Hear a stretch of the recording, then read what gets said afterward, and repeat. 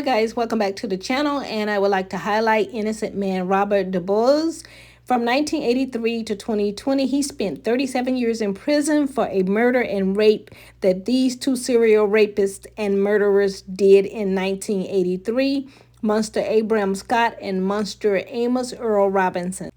These goons killed someone July, August, September, and October, or those are the identified months that can be linked to them for their brutal murders.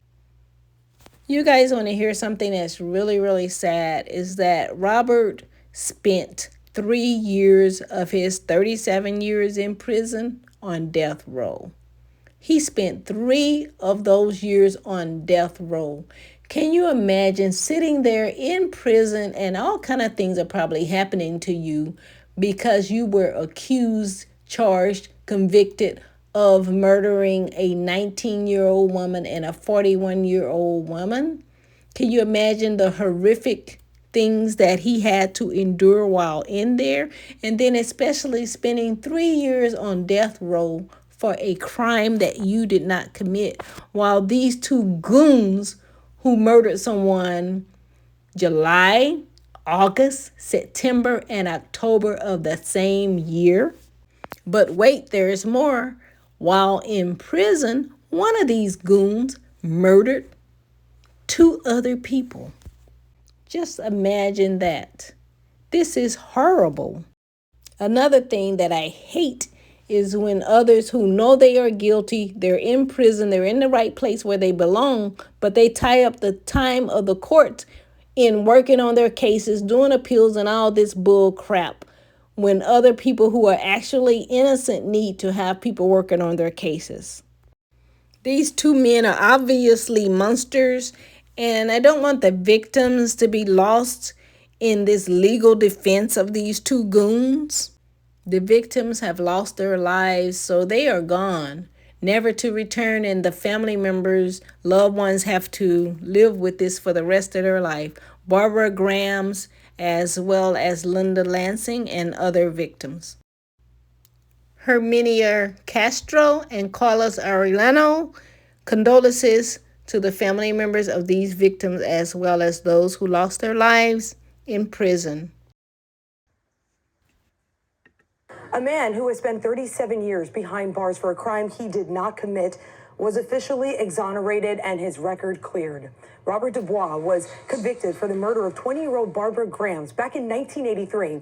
Today, attorneys debunked the bite mark evidence that was used to convict him and showed DNA evidence cleared him of this crime. He is no longer considered a sex offender, and the judge told Dubois he admires him for how he has handled his pursuit of justice. Now, just minutes after the judge exonerated Mr. Dubois, Hillsborough State Attorney Andrew Warren made a major announcement. Warren said his office would begin reviewing decades of convictions to see if anyone else has been wrongly prosecuted based upon bite mark evidence. Now, 10 Tampa Bay's Eric Glasser shows you why this first-of-a-kind commitment could take years. The evidence, as we know by now, has been discredited by modern science. It's not reliable. Hillsborough State Attorney Andrew Warren says he can't rule out the possibility that there are other defendants out there wrongly convicted using now scientifically debunked bite mark evidence. So his office will begin the lengthy, tedious process of reviewing case files dating back decades. And we want to make sure that if there are any other convictions in this office that are based in large part on that bite mark analysis, that we go back, review it, and fix it. And I believe this is, in fact, the first time a prosecutor has done this and made a commitment to seeking out these potential wrongful convictions. Warren admits it's hard to know where to begin. Reviewing thousands of cases could take years. They hope lawyers, relatives, even convicts themselves will reach out to them. We are committed to finding each and every one we can, but we need the help from the defense bar, prior retired prosecutors, if they know of a case. Prosecutors say just because bite mark evidence was used to get a conviction doesn't mean a defendant will automatically be exonerated, but it will trigger a review of the case. You know, I really see hope now. Robert Dubois, whose conviction was vacated earlier in the day, says he's living proof wrongly convicted people are out there. He praised the state attorney's commitment and urged others not to give up hope. The day's gonna come. They just gotta keep the faith. Despite the governor's announcement today, Warren moved forward with an announcement on a cold case investigation from 1983. Robert Dubois, a man from Tampa, was exonerated in 2020 after serving 37 years for that crime. Investigators now say the DNA evidence that cleared him of the rape and murder of Barbara Grams provided new leads. 10 Tampa Bay's Shannon Clow joins us now. And Shannon, they're now looking into two other men, and Warren says these men were on a spree of rape and murder in 1983.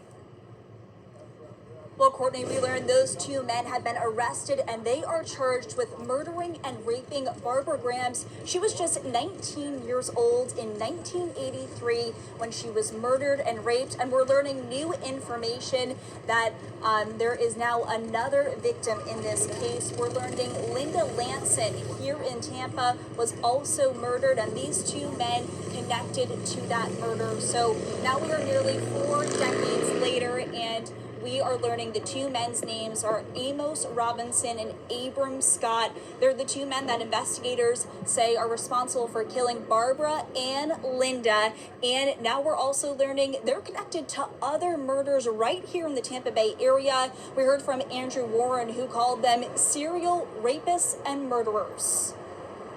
We've now connected Amos Robinson to 4 murders in a span of 103 days in Tampa in 1983. And Abram Scott to 3 murders. These men are serial murderers and rapists.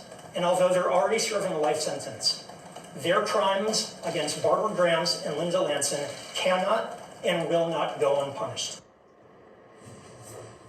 And previously in the 1980s, you heard Courtney mention the name Robert Dubois. He was actually in jail for 37 years. He was convicted of murdering and raping Barbara Grams, but then he was found to be innocent. What proved his innocence there was DNA evidence from a rape sample kit. Now, that same DNA evidence is what connected these two men to not only Barbara's murder, Linda's murder, now other murders right here in the Tampa Bay area. We did hear from Linda's family today. They say that this news, hearing these two men are now going to be serving life sentences in prison, it gives them a new beginning.